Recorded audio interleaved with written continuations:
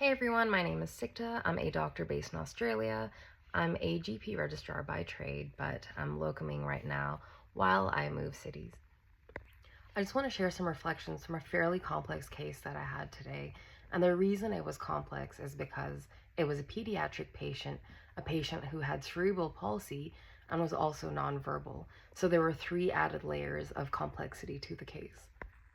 And the reason the patient was brought into ED was because her mom found her to have significantly lower oxygen saturation levels in comparison to her baseline. So this patient's baseline oxygen levels was anything above 88% on room air. However, what's generally considered normal is anything above 95% on room air. So a big takeaway for me over here was that when treating patients with developmental conditions, it's really important to take into consideration their normal baseline and cater to them individually and manage accordingly.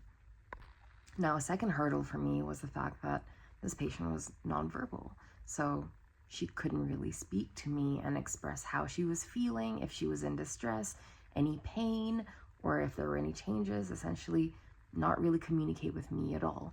And this is where her care was extremely important with managing this patient. She was able to tell me what specific symptoms and changes worried her.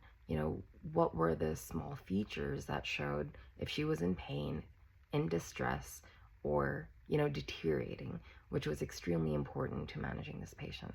And I think that's where my second takeaway came from. With patients that are nonverbal or not really able to communicate as well, use trusted collateral to get as much information as you can to help with your management. And my third takeaway was asking for help earlier on. So I knew that this was a complex patient who I didn't really have much experience with managing. So I got my consultants involved earlier on.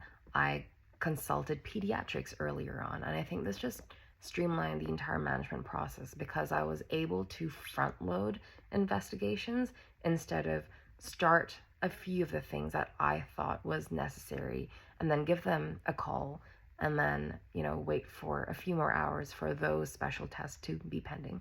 And I think if you just ask for help and say, hey, I think this is what is happening, but I just want your input, no one will ever get mad at you. They will only help. And I think it just makes the entire patient assessment to management process much more efficient and streamlined.